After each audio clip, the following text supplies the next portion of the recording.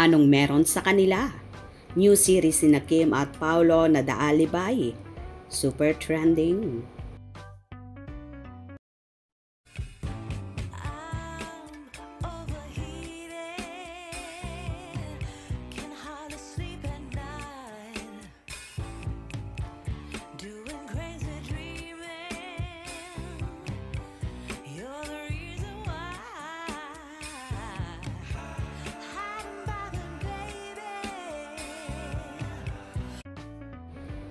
Trending ngayon at pinag-uusapan sa lahat ng platform ang pinakabagong teleserye na gagawin ng napapabalitang magjowa na ang mga bida sa series na linlang What's Wrong with Secretary Kim, My Love Will Make You Disappear, at eto na nga ang pang-apat, ang The Alibi.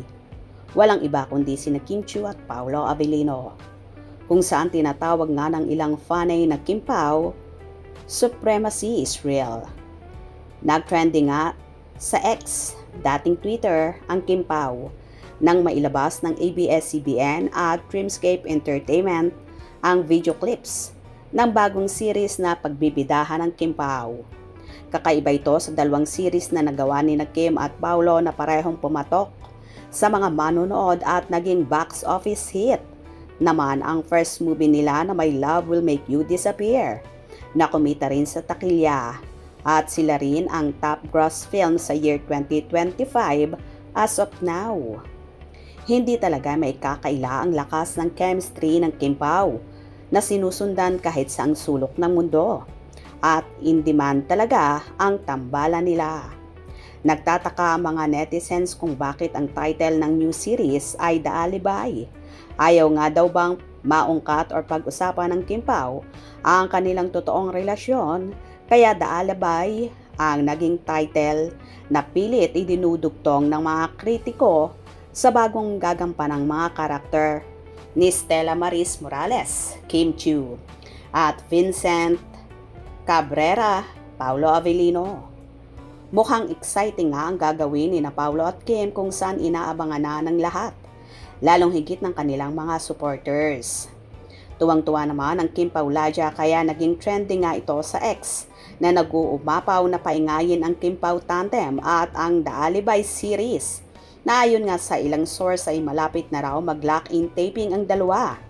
Bukod pa dito ay nag-script reading na sina Kim at Paolo na tila seryoso sa mga ginagawa nila. At kahit nga ang actor na si Paolo ay kasama sa meeting ng creative para sa new series na ito. O diba, bongga talaga ang Kim Pao at in fairness kay Kim ha, nagpaiksi talaga siya ng buhok dito para lang magampanan ang kanyang karakter bilang si Stella. Mukhang suspense talaga ang tema nito na may kakaibang twist sa una at pangalawang ginawa nila, Kim at Paolo ang linlang at What's Wrong with Secretary Kim. So excited na nga rin ang mga direktor ng bagong serye na The Alibi na sina FM Reyes at Jojo Sagin na sila rin ang direktor sa linlang. O diba kahit ang mga direktor, tila nagiging favorite katrabaho ang Kim Pao. Ano nga ba meron sa kanila at ganun kalakas ang impact nila?